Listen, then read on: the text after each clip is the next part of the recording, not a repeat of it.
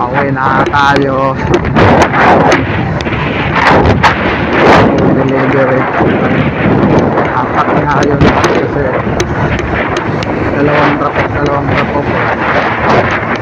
Pero tatlo na yung customer lang yun lahat. Tapos pauwi tayo. Init. Nabati ko lang pala ng Happy Mother's Day ang lahat ng mga mother ngayong araw ng Linggo sa ating mga magigiting na mga nanay. Ayan. Dami may bahay. Nasawa na ito sa Happy Mother's Day kayo. Maraming salamat sa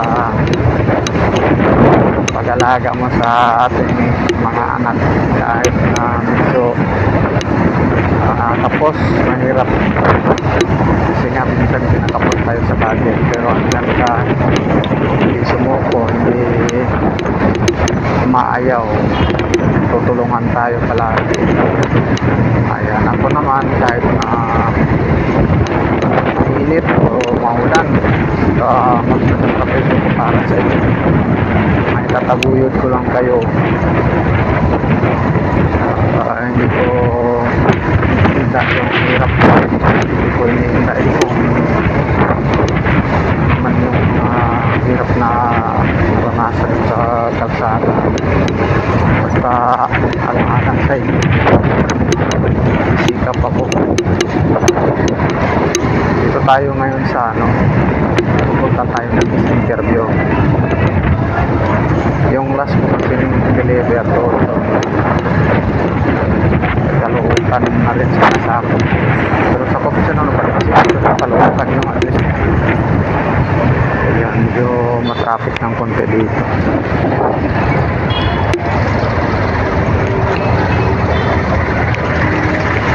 Yung nakita niyo pala dyan sa may taas na video, yan po yung MRT.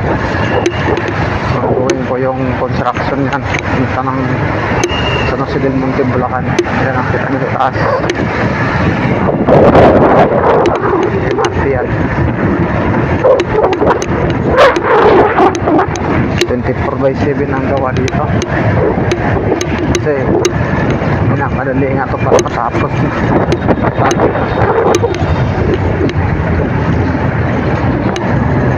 Marami na rin nag-aantay sa project ito kasi matagal na ito termino pa ito ni 30 tapos pinagpatuloy ni Bongbong Marcos. Yan, kita nyo ang haba na yan. Dadaan ng SM to. Ito na yung stational. Mayroon yung station dyan sa SM. Tapos yung kasunod na station nito sa may Malaria. Yung last sa Masjid Monte, Bulacan. Sa may SM doon. Sa Mose. Sobrang init na. Kasi panggabi ako galing. Yan, approach na tayo sa SM at saka Ayala Mall.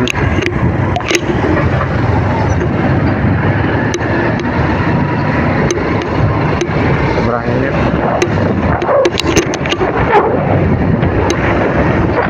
Yung dinideliver ko kaya ngayon puro mga bulaklak,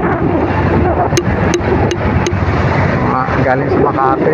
Wala ko ito sa Quezon City. Puro siya mga bulaklak. Nililikot tayo dito. Hanap tayo ng shortcut. Patagalin.